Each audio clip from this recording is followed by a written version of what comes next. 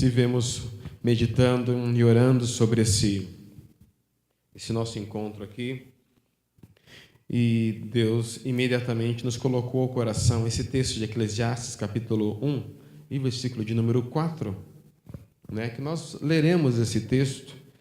Teremos outras citações bíblicas durante a exposição, mas vamos ler apenas esse versículo para aproveitarmos bem o tempo que nós temos, tá bom? E aproveitarmos o melhor possível deste tema tão difícil que nos foi proposto. Diz assim, Eclesiastes, capítulo de número 1, versículo de número 4. Uma geração vai, e outra geração vem, mas a terra para sempre permanece. Amém? Só mais uma vez. Vamos ler juntos? Está aqui. Vamos ler aqui a mesma versão. Todos nós juntos, então? Por favor, olha a vírgula lá, hein? Vai fazer igual acontece por aí. Vamos lá. 1, 2, 3 e já. Uma geração vai, e outra geração vem, mas a terra para sempre permanece. Amém? Lido esse texto, vamos para a exposição da palavra. Temos uma sequência. A gente tem ministrado algumas vezes nesses dias, ontem à noite, numa igreja, e depois teve um bate-papo com jovens lá também, depois da exposição. Aí depois, hoje de manhã, a gente foi fazer um trabalho de aconselhamento para um jovem, que nos assim pediu um socorro. A gente foi lá. Deixa eu ver se está tudo desligado aqui. Estou desligando. E hoje à tarde a gente foi ministrar também numa outra igreja, no Jardim, Califórnia. E daí, se eu não faço um plano de exposição, eu misturo tudo. Começo a falar uma coisa, daqui a pouco eu estou lá, comecei ontem, então tem que ter um começo, meio e fim, senão é difícil, né? É isso.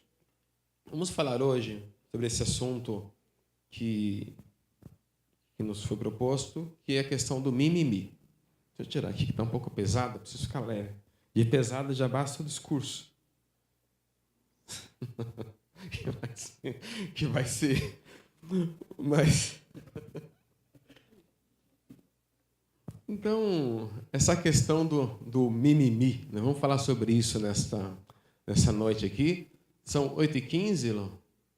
Que horas que a gente vai? Tranquilo? Até as 9? Então, faz assim. Vou até as 9. Às 9 eu vou parar. Quando eu parar, aí eu vou, durante uns 5 minutos, ouvir uma moça ou um rapaz, alguma coisa que você queira falar sobre aquilo que a gente expôs. Ou discordar de alguma coisa, ou acrescentar algo, ou trazer uma experiência. Tá bom? Então, vou até as 9. Às 9 eu paro, eu faço uma breve interação com vocês e devolvo a palavra daí a quem de direito. Uma geração se vai, outra geração vem, mas a terra para sempre permanece, ou a terra permanece para sempre. O texto bíblico que eu também citaria está em 1 Crônicas 12:32, que diz dos filhos de Issacar. Fala assim sobre eles, 1 Crônicas 12:32. Não precisa ler, eu vou citá-lo aqui.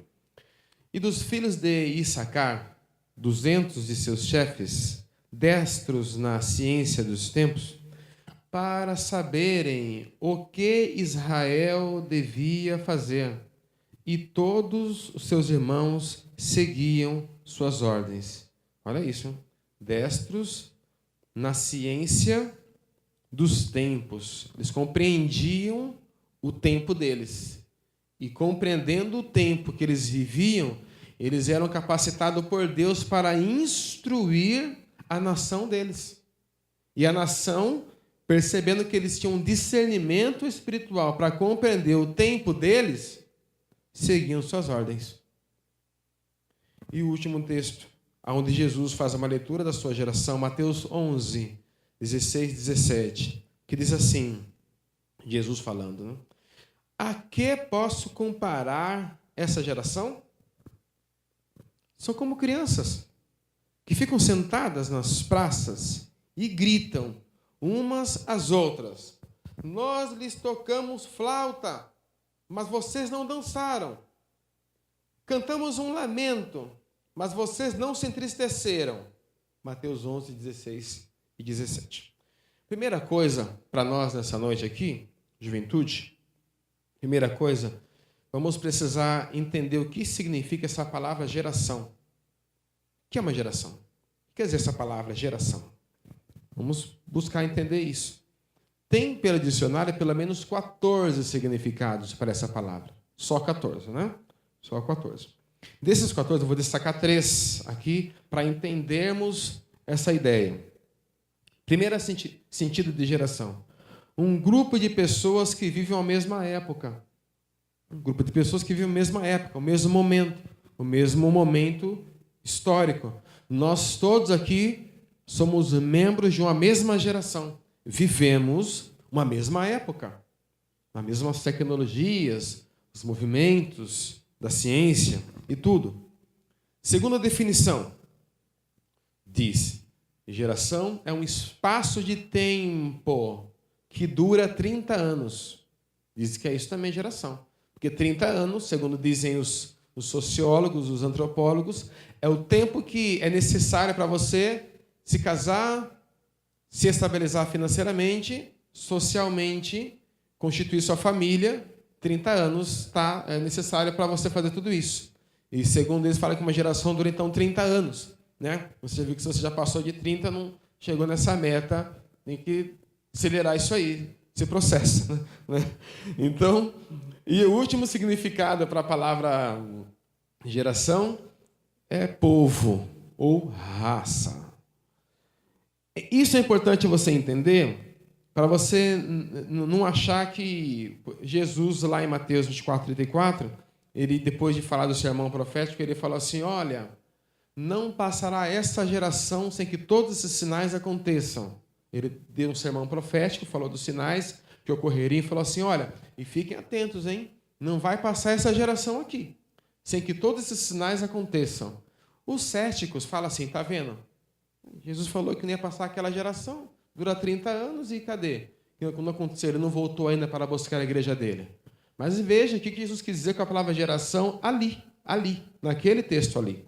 Então, como vimos que geração tem 14 significados, o que Jesus se utilizou ali é o sentido de raça, nação, povo. Ele olhou para o povo que está em volta e falou assim, não vai passar esse povo aqui, sem que todos esses sinais aconteçam. Essa geração, esse povo, essa raça, a nação de Israel. E você vê quantas nações muito maiores surgiram na história e sumiram. Né?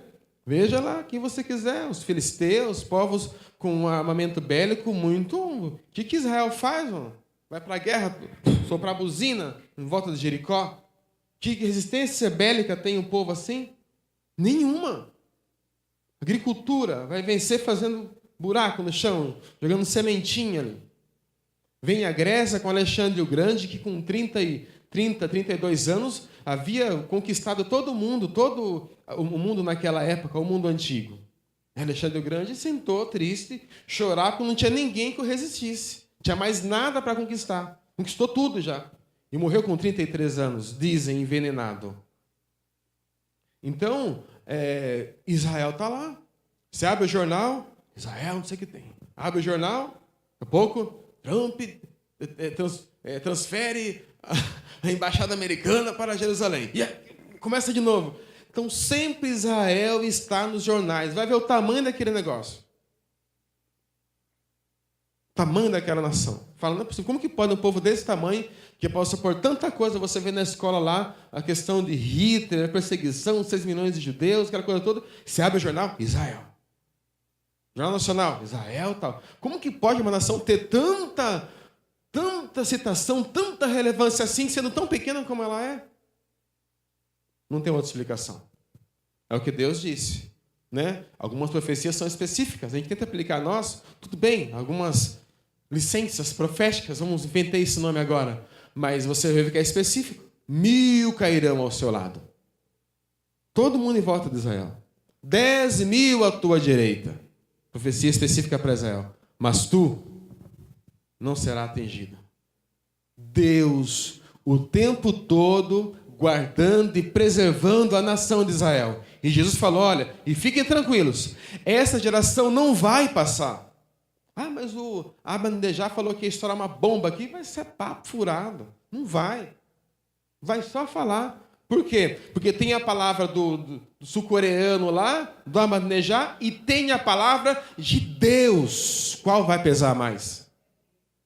Deus falou, não vai passar, não vai passar. Nunca vai passar. Palavra de que Deus protegeu aquela nação com uma palavra profética que intocável. Em guerra tem tudo e está lá. O tempo todo. Então, ao dizer que não passaria aquela geração, ele se referia à raça, à nação de Israel, e não ao espaço de 30 anos. Amém, queridos? Muito bom entender isso, para quando alguém vir querer falar, ai, Jesus está escrito aqui, viu? Eu já aprendi que você está errado. Se não lembrar da explicação, você fala assim.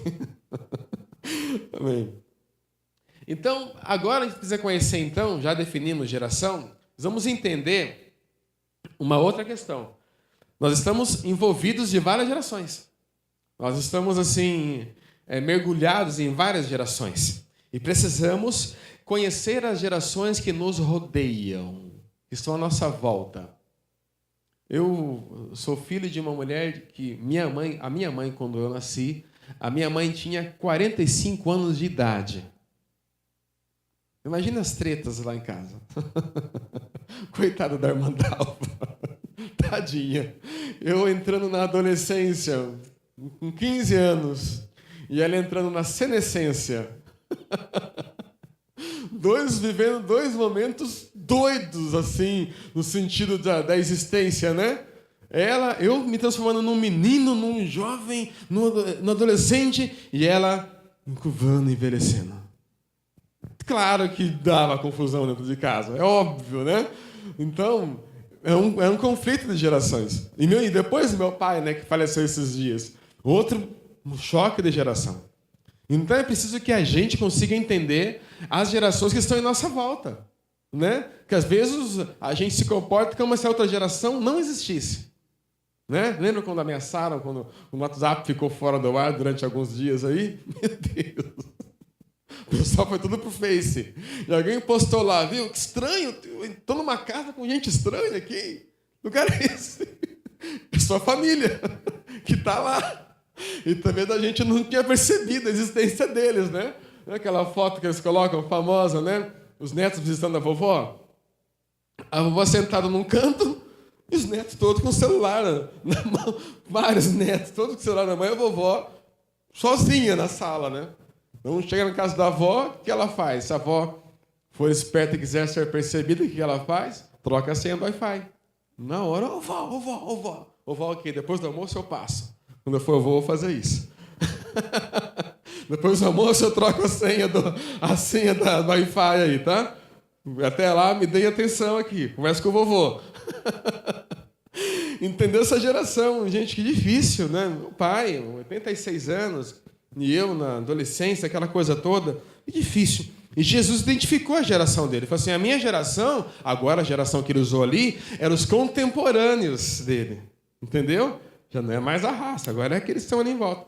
Ele falou assim, essa geração está parecendo crianças que ficam sentadas nas praças e gritam umas com as outras. A gente tocou flauta, vocês não dançaram. Cantamos um hino de lamento e vocês não ficaram tristes. O que isso quer dizer? Que eu também não sabia, você pesquisar. Ele estava se referindo a uma brincadeira que eles faziam nas praças públicas. Uma brincadeira que eles faziam lá. As crianças iam brincar, pega, esconde. Tinha uma brincadeira que se fazia e que você tocava um instrumento musical, uma flauta, alguma coisa, e o outro grupo de crianças começavam a dançar. Aí tinha outra brincadeira que você fazia, você tocava uma música triste e outro grupo ficava triste. Era uma brincadeira que tinha na época. Só que ele fala de uma geração que estava sendo tão infantil que eles ficavam brigando para ver qual que ia ser a brincadeira que ia ter, e não se decidiam qual ia ser a brincadeira, e ninguém brincava, ficava sentado brigando um com o outro. Jesus disse que a geração dele era assim. Eles ficam lá na praça, gritando, tocamos, e também não vamos brincar. Estou de mal. Eu estou de mal de você. Era assim. sei se mudou muita coisa. O homem, o ser humano, a natureza humana, né, Sérgio? Parece que não muda, né? Na época. Pois bem, uma coisa importante aqui para nós, todos nós. Entendendo a geração que está em nossa volta, meu pai tinha aquela geração muito realmente tradicional, né? Andava por aí, social, chapéu 3x na cabeça, tudo. Pregar usando certas roupas, não está pregando, não está. Eu gostava muito, sempre gostei de ouvir o pastor André Valadão pregando. E dava certo do horário que eu chegava do trabalho, eu não estava fazendo letras. Eu assistia, eu tinha mania de jantar, assistindo televisão. Vício que eu tenho, até hoje. Eu janto como assistindo alguma coisa, né? Vou para a sala e estou assistindo. Aí eu via o pastor ministrando, e o pastor André Valadão, já naquela época, eu estou falando, gente, de uns 20 anos, hein? Já estou com 37. Então,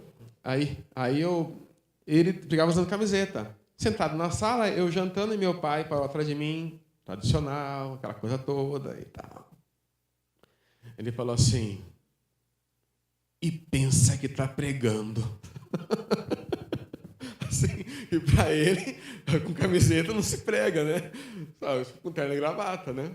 Aí eu já conheço meu pai, já sabia o que ele queria dizer com aquela expressão. Aí eu falei, pai, tá melhor que Isaías. Isaías pregou pelado. Aí ele virou as costas e saiu da sala. Isaías pegou sem roupa, né? Nu, para mostrar a humilhação, enfim, né? Mas, pai, tá melhor que Isaías. Isaías pregou pelado. Isaías pode. Mas é um convite de geração que a gente vive, né? A gente vive hoje em dia e tudo mais. O que você tem que fazer? Se não fez, faça. Para entender a sua geração e você nos tornar como os filhos de Isacar. Ter a ciência dos tempos. Olha isso. Entender os tempos. Né?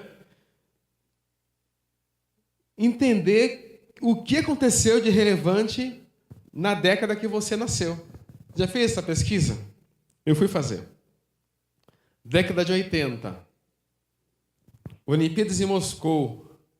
Isso no esporte, né? Olimpíadas em Moscou. Estados Unidos não participou, boicotou por motivos políticos. 82, Copa do Mundo.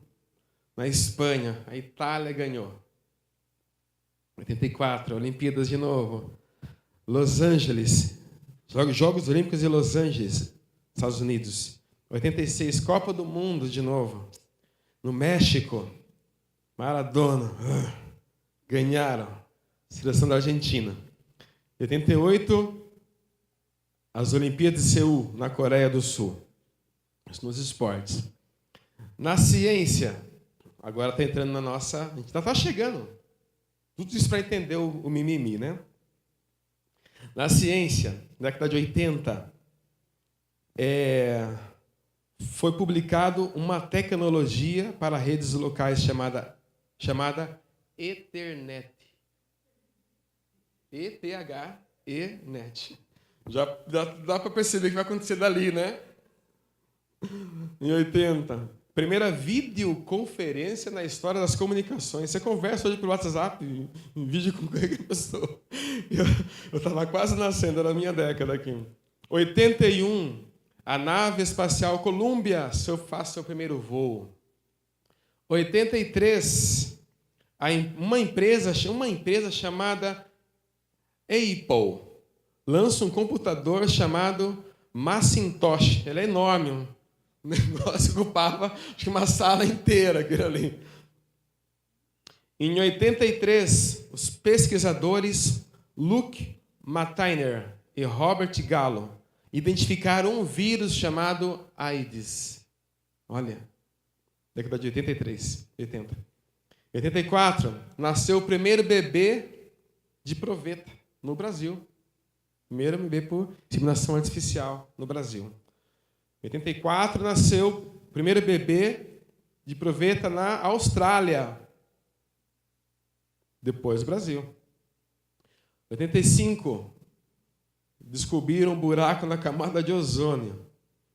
Em 86, União Soviética, pior acidente nuclear da história, Chernobyl, morte de milhares de pessoas. Em 86, apareceu o cometa Halley. Em 89, a NASA lançou sondas espaciais. E instantes após um outro lançamento, em 86, uma nave espacial explodiu no céu. Foi um dos mais impactantes acidentes da história aeroespacial. Foi na década de 80. E também ditavam regras, né, de costumes. Né? Na minha época, uma música muito famosa na época, que tocou e marcou aquela geração, uma música chamada Óculos. Ela estourou na metade da década de 80, que era horrível usar óculos. Hoje tem óculos para todos os jeitos, estilos, modelos, designers e tudo. Naquela época, usar óculos era o quatro-olho, o nerd, aquela coisa. Você enrolava muito para poder usar óculos. Uma das frases mais horríveis que eu vi na minha adolescência foi essa, né? Você vai precisar usar óculos. Eu falei, tudo bem, mas eu posso tirar? Não, você não pode tirar seus óculos. Você vai usar óculos para sempre. Eu ainda ouço a voz dele dizendo isso para mim. Eu falei, isso é um horror. Eu nunca vou arrumar uma namorada usando óculos. Ninguém gosta de óculos e tal, né? E aquela música tratava disso aí. A música falava assim, por trás dessas lentes também bate um coração. A música era bem dramática, né? Por trás dessa lente tem um cara legal e tudo. Ele falava sobre óculos. Uma música bem divertida e você entendendo o que aquela geração pensava, né? Hoje usa-se óculos sem precisar de óculos, né?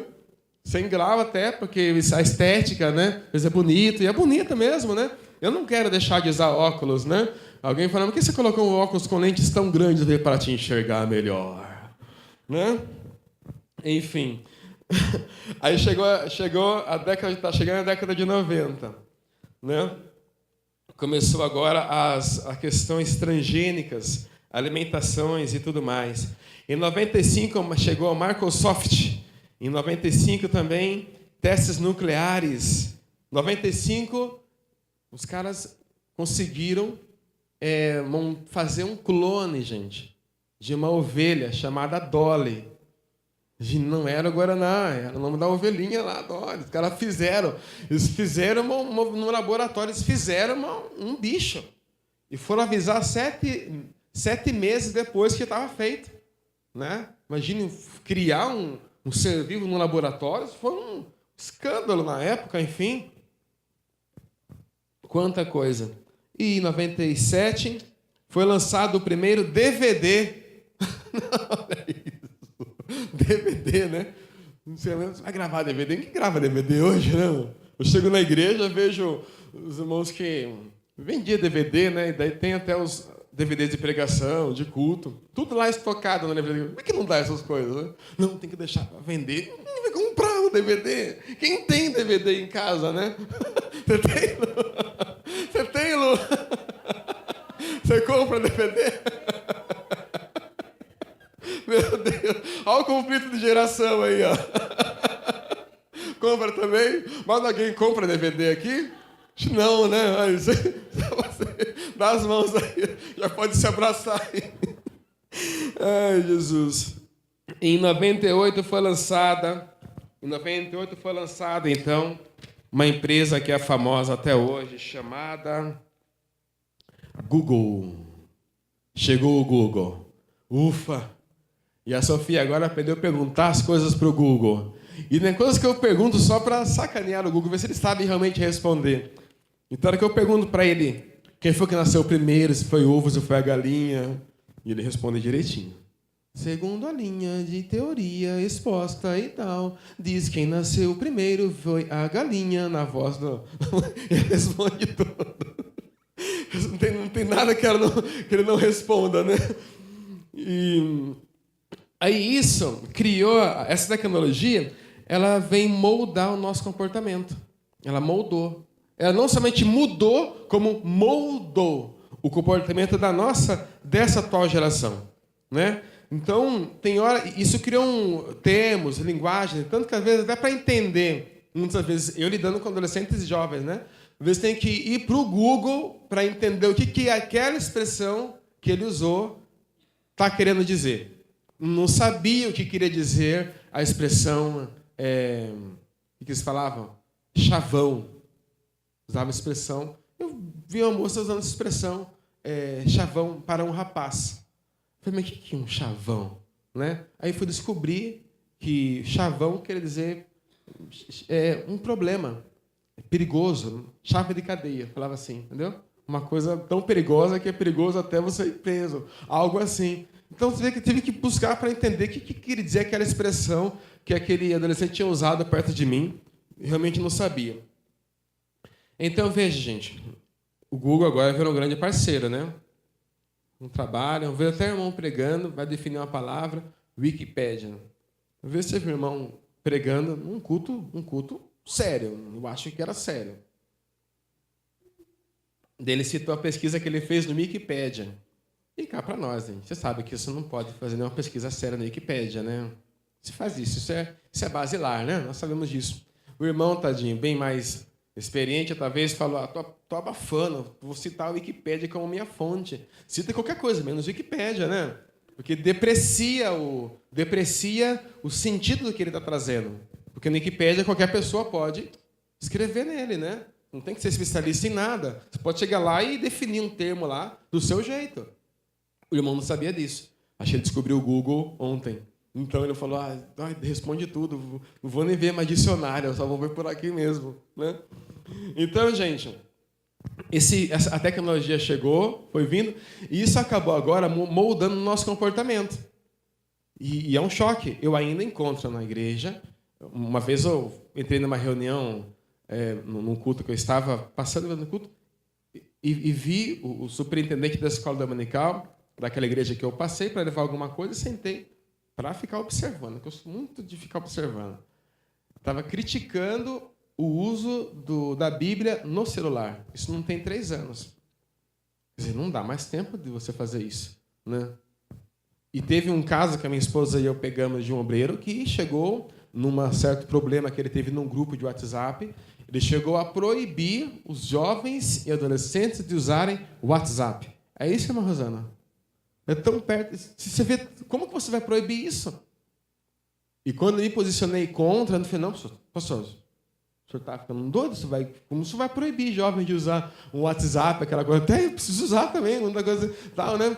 Aí aquele irmão pegou o púlpito e começou a partir para termos como rebeldia, Coré, Datã, Abirão. Olha para o lado que o cara foi, porque a gente falava do WhatsApp, gente, não tem condição.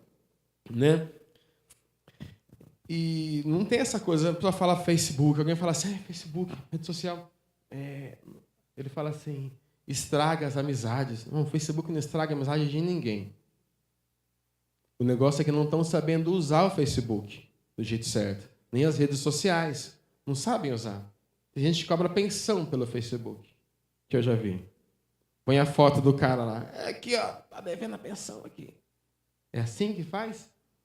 Quer dizer, não está sabendo usar. E eu não tenho cerimônia, eu ponho minhas regrinhas lá. Esse dia eu precisei bloquear um lá, olhei do lado, parecia uma igreja. Falei, tem uma congregação já aqui. Tem uns 30 bloqueados aqui já. Parece a porta do horror. Aquelas portas do Sérgio Malandro que se desbloqueava, sai um monstro. Deixa bloqueado. Porque às vezes eu pensava assim, falava, vamos desbloquear esse pessoal aí. Não dá, gente. Não dá. É um mais doido que o outro. Eles são piores que eu. Que eu sou doido, mas eu ainda sou crente, entendeu? Não dá. Eu pensei nisso uma vez, mas falei, não dá. Parece a porta a noite do horror do Play Center, isso aqui. Não dá. Então, é o mau uso. É o mau uso. Não estão sabendo utilizar do jeito certo. E tudo isso foi essa tecnologia, tudo. Você vê que isso interfere tanto que a nossa geração de jovens e adolescentes, para vocês terem ideia, foi ficando muito artificial em muitas coisas, né? Por exemplo, você adiciona alguém no Face, não dá para você adicionar como conhecido. Conhecido. Ele só aceita que você adicione como amigo. E cá para nós, não são amigos. A gente não é amigo. Aí só acha que amigo é todas essas tecnologias, esse mau uso que se faz dela, acabou tornando a nossa geração muito, muito refém, muito dodói, muito triste, muito, assim, frágil, de certo modo. Eu estava vendo a pesquisa, vendo hoje, chegou a falar que o número em 2000 até 2015 de suicídio entre jovens de 10 e 14 anos aumentou 65%. E também aumentou o número de suicídio entre pessoas entre 15 a 19. Então você vê jogos pelos meios eletrônicos, jogos que tornou a pessoa refém, né? Ensinando a pessoa a se suicidar. Ela vai lá e suicida.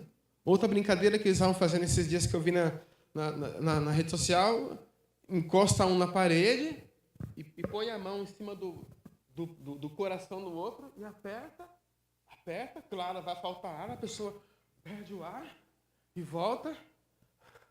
Nossa, da hora. Essa brincadeira é da hora. Meu, você quase morreu.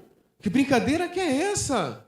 Uma coisa sem a menor noção do perigo. Né? E se brinca assim.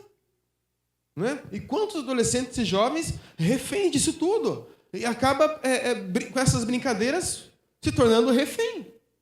E agora estamos entrando num ambiente adequado para definirmos o tal do mimimi. Vamos ver um vídeo rapidinho.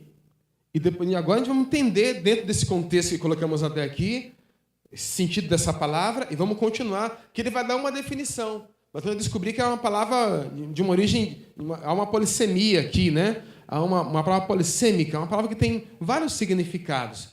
Um deles é esse que a gente vai observar juntos agora, no vídeo. Oi, pessoal, tudo bem? Hoje a nossa aula é sobre um assunto bem chato. Mimimi. Você sabe o que é isso? Mimimi é igual mimimi em inglês. Que significa Sabe aquele aluno da escola que acha que sabe mais do que todos? O professor nem terminou a pergunta ainda. E o aluno sempre, Isso é chato, né? É que hoje em dia é muito fácil ter informação. Tem a pessoa acha que sabe tudo e que tem sempre que dar um palpite. Só que às vezes a pessoa não sabe tudo o que precisa. E mesmo assim ela fala a opinião dela. Então, você sabe o nome disso? Preconceito. Que é quando você tem uma ideia antes de entender do assunto. Preconceito. Sócrates dizia... esse não é Sócrates. O Sócrates dizia... Quem inteligente mesmo é quem sabe que não sabe nada. E se você acha que sabe, você é o mais bobo de todos. Louco isso, né?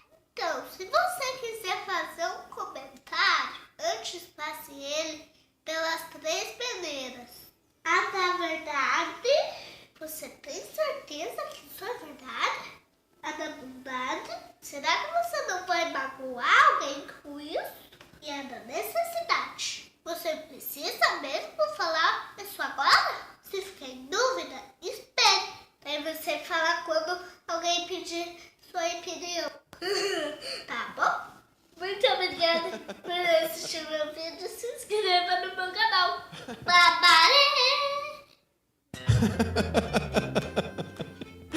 É uma gracinha, né?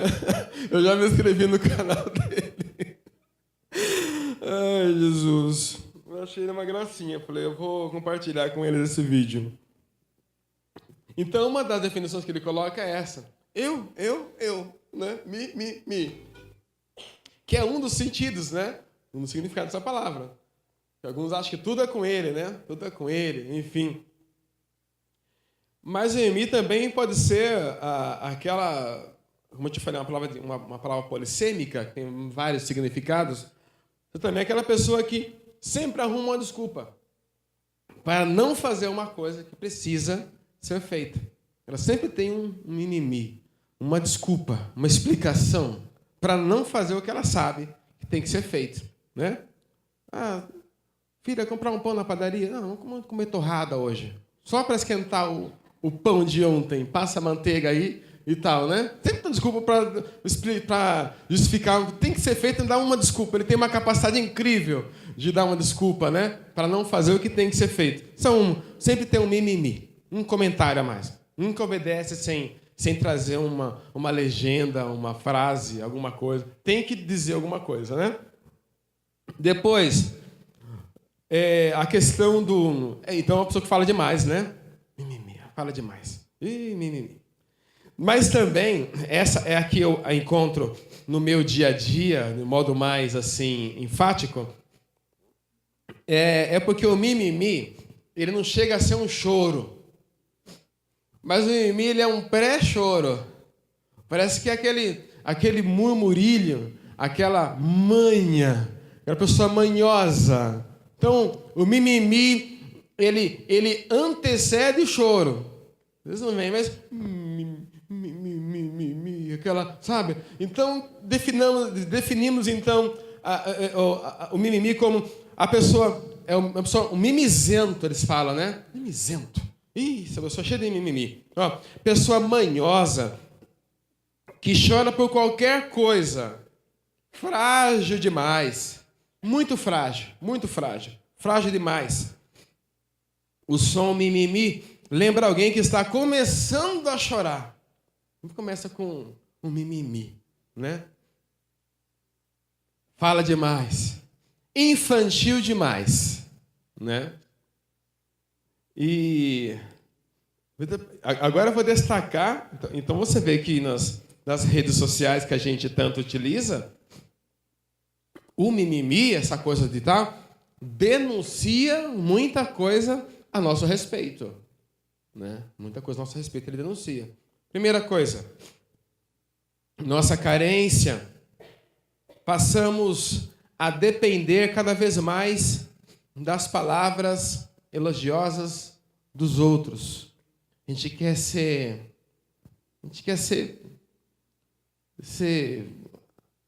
bajulado. Eu sou filho caçula, gente, de uma casa. Dos 7 filhos que meu pai e minha mãe fizeram, né? Porque minha mãe não podia ter filho quando se casaram, né? Mas também quando descobriu que podia também, fez outra coisa. Fazia e abria a Bíblia, já ia dando nome lá mesmo. O meu nome era para ser Moisés. Minha mãe tinha tanta convicção que alguém chegou e falou, não, põe Samuel. É Samuel então, põe Samuel. E eu conheci a irmã que foi a que fez minha mãe trocar meu nome, de Moisés para Samuel.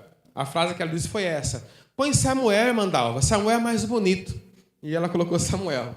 Tá, Samuel, 45 anos de idade, ela tem... Samuel, pronto. Me assustei quando a minha irmã colocou Gideão no nome do último filho. Eu falei, meu Deus, lá vem 300, né? Onde tem Gideão, tem 300. Eu fiquei preocupado.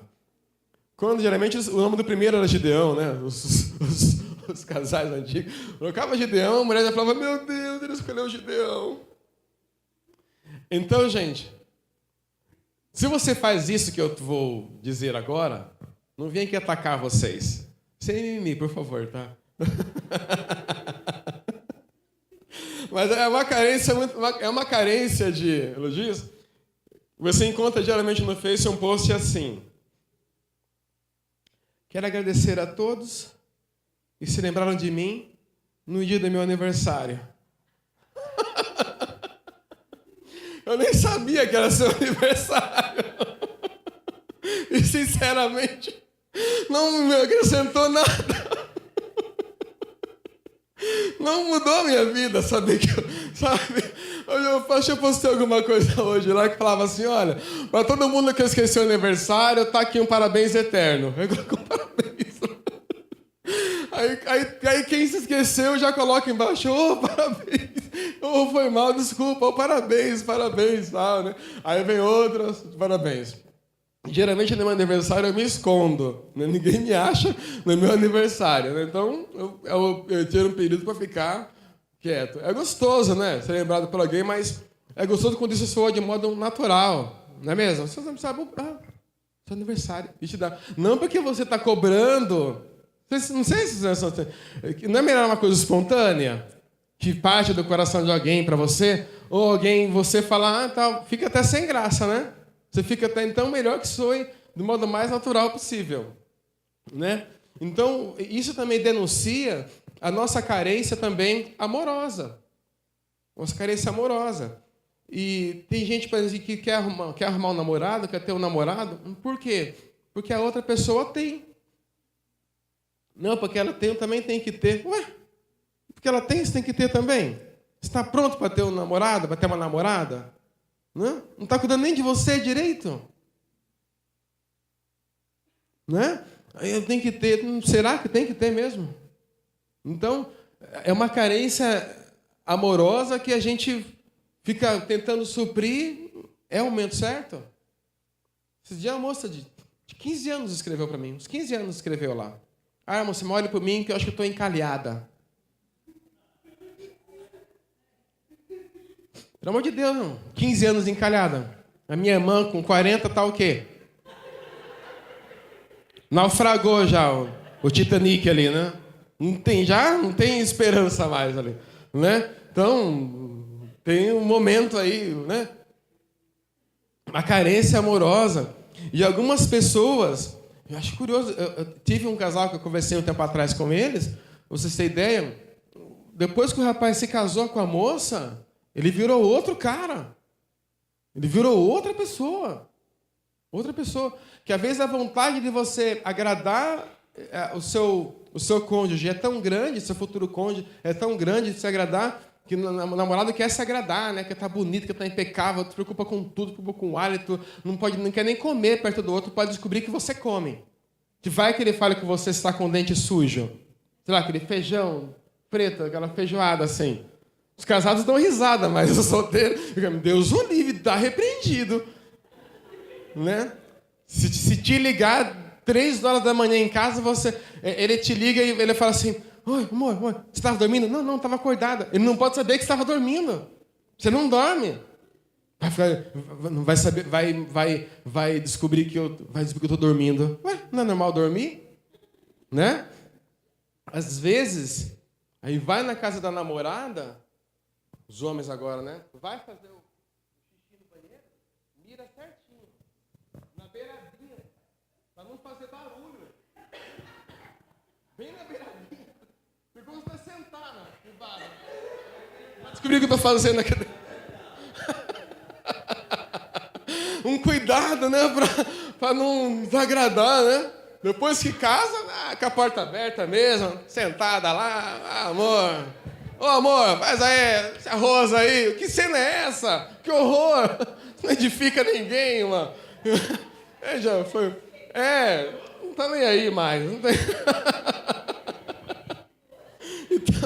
então, gente, e na preocupação, nessa carência de querer agradar alguém, a pessoa acabou se transformando numa outra pessoa. Olha que absurdo. Né? Uma carência amorosa, né? Carente. Tem uma frase de um cantor secular, desculpa citar algumas poesias assim, eu gosto dessas coisas e vejo muita coisa boa nisso aí também, né? Ele falava assim, né? Marcos Valle, uma poesia dele, uma música, ele fala assim, eu preciso aprender a ser só. E essa frase é interessante, né? Eu preciso aprender a ser só. É o nome da música e ele compõe, escreve. Aí o Gilberto Gil faz uma brincadeira com as palavras, ele é gênio nisso. Ele pega e fala assim, faz uma outra música respondendo àquela, chamada Eu Preciso Aprender a Só Ser. Né? Então, tanta coisa boa. Eu digo muito para os jovens, quando eu vou palestrar para os jovens solteiros aí, chamam para falar para namorados, a primeira coisa que eu falo, das bênçãos que acompanham a vida da pessoa solteira. Tem que entender quanta coisa boa você tem enquanto você é solteiro. Né? E cito todas elas. O seu dinheiro é seu. O meu dinheiro não é meu. Não é. Às vezes eu vou abrir a carteira, está faltando alguma coisa. Não adianta eu brigar. Vai fazer 10 anos que eu chamo a atenção, mas não vai mudar isso aí. Né, irmã Rosana? Né? Tá ali. Né? Não posso comprar o que eu quero. Eu preciso haver um consenso ali. Cara, meu dinheiro não é meu. O seu tempo é seu. Ah, quero assistir Netflix até até dormir. Né? Fica 2 horas para escolher o filme, assiste 10 minutos e dorme. Né? Então, o tempo é seu. Então, você pode escolher até a sua profissão, tudo solteiro. A profissão que você quer ter. Né? Eu não posso escolher uma profissão agora. Chegar para a mulher e falar, meu sonho é ser policial militar. Você está louco? Não casei com policial militar. Né? Se ela me conhecesse, se estivesse fazendo um curso de policial, aí era diferente. Ela ia me conhecer, já ia até aquela... Ser médico. Não quer ser piloto de avião? Você pirou? Não. Não tem condições, né? E solteiro você pode fazer tudo isso. Escolha sua profissão, conhecer um país. É só planejar. Eu fui. Qualquer um pode ir. Eu fui. Né? Então, qualquer um pode ir. Fui pedir para o meu patrão a liberação, que ele não libera 1 mês de férias, só 15 dias. Aí eu falei assim, Rosalino, né, meu chefe, meu patrão, né? Tal, fazer uma viagem para o exterior. Ah, tá, mas eu preciso de uma férias de 30 dias. Tá, mas quando vai ser a viagem? Vai ser daqui 2 anos. Você está de brincadeira comigo? Porque ele é muito rico, né? Só que a gente vai fazer uma viagem fora, ele vai levar tempo para guardar, economizar. Para ele, não. Ele não entendia. Porque eu estava avisando ele 2 anos antes de uma viagem que eu... Mas para eu planejar, tem que ter muito tempo. Para ele, não. Vou para Nova York, ele já volta. Já volto. Decidi agora. A gente não, né? Tem muita coisa para se preparar. Enfim. Então, gente, tudo isso, solteiros, pode fazer. E se você desfrutar muito, com muita graça, a sua solteirice, você vai poder até escolher. Dá até para escolher. Tem uns que tá com o encosto da sininho, como diz o outro lá, né? Tipo, se tivesse esperado mais, tinha escolhido uma coisa melhor. Né? Então, foi que deu, né? Estava tão desesperado que pegou o que veio, né? Não teve jeito. Uma carência, gente, amorosa muito grande. Como se, né, fosse tudo que a gente... E outra coisa, essa eu postei hoje, uma intimidade, muitas vezes, artificial, até com Deus. Até com Deus. Você vê que, às vezes, todo mundo, de repente, ficou numa intimidade com Deus. Então, todo mundo íntimo de Deus. Né? Na hora do hino até chora. Na hora do louvor, Deus, e chora. No culto de ensino não vem. Não está estranha essa intimidade? Pastor, vai lá trazer uma instrução. Aí não vem. Aí canta, chora. O louvor tem esse poder, né? Mexe com a emoção, né? Mas às vezes é só o choro mesmo, né? É só o choro. Eles chamam de lágrimas de crocodilo, eles falam, né? A gente que chora, é muita... Eu já nem... Eu, ultimamente, tenho pregado por aí, vou ser muito sincero com você, vou abrir meu coração aqui. Eu tenho pavor de fundo musical, quando eu vou pregar. E eu já cheguei a brigar em cima de púlpito por causa disso. Eu vou pregar e depois fundo musical. Pega o microfone, eu sou da igreja capaz do Senhor. Aleluia. Fala, viu? Para, irmão. Deixa eu pregar aqui, né? Precisa, vai fazer, deixa emocionar e tal, né? Então, quando eu ministro a palavra. Se a pessoa não acreditar na palavra, eu não viro de ponta cabeça. Prego a palavra, explico, leio e mostro. Pastor Gerard, não convenceu? Sinto muito. A palavra de Deus, lida, explicada, não convenceu? Eu vou fazer o quê? Eu só vou orar depois, acabou. Mas não, sabe? A pessoa fica até viciada em certos... viciada em profecia, né? Uma amiga minha pregou numa igreja, acabou de pregar, quase 1 hora de pregação, saiu uma irmã e veio chamar a atenção dela. Falou, viu? Mas você não tem uma palavra para mim? Ela criou uma palavra para ela, não essa aqui. É um personal gospel, né? uma palavra especial só para mim. Ela não queria uma mensagem assim, com a igreja, com a congregação, não, porque ela é um crente especial. Sou acima da média, como alguém disse esses dias. Meu Deus, os cantores gospel nos matam de vergonha, tem hora. Né? Então, às vezes, se acha que é algo, né? Não quer mais, como igreja, receber, ser alimentado enquanto igreja que somos. Então, tudo isso é mimimi, vem representar para nós uma carência relacional, uma carência amorosa, intimidades artificiais, né? Às vezes nem é com ele que a pessoa está falando, às vezes nem entendeu. Uma vez eu fiz um post, minha irmã começou a falar, um monte de coisa no comentário. Aí eu falei assim, a irmã entendeu o que eu disse? Lá no meio, depois que ela falou um monte de coisa. A irmã entendeu o que eu disse? Você leu e entendeu o que eu falei? Eu não entendi não, se você puder me explicar, agora? Você já esculachou tudo aqui embaixo, você já jogou lama no poço inteiro aqui, né? Tarde demais, né? Não entendeu? Pergunta. Eu não entendi, não pode me explicar. Tem coisas que não é difícil de entender, se a pessoa... Um pouquinho, né? Uma vez eu postei assim, antes da queda, essa frase eu coloquei lá. Antes da queda, Lúcifer era mais popular do que Jesus. Foi um escândalo. Você está querendo dizer que ele é mais popular? Antes da queda, isso não entendeu. Antes da queda, Lúcifer era mais popular do que Jesus. Jesus era um mistério. A Bíblia diz em Efésios que ele era um mistério oculto em Deus. O Cristo sempre existiu, mas Deus nunca contou para ninguém. Deus foi chamar Jesus de filho pela primeira vez lá no Novo Testamento. No Antigo, Deus nunca contou para ninguém. Os caras do bar estão jogando lá, ele segura o zap, né? Ele não fala que ele tem um zap que vai acabar com o jogo. Ele deixa o cara se sentir. É ou não é? Mas Deus não contou, Deus escondeu o Cristo nele. Nas teofanias em que o Cristo aparecia no Antigo Testamento, ele se disfarçava. Lembra com Sansão? Mas fala seu nome aí, para a gente poder honrar o nosso filho quando ele nascer. O Cristo apareceu ali e falou assim, por que você pergunta pelo meu nome? Sabendo que ele é maravilhoso. E sumiu. Não era a hora ainda dele se revelar.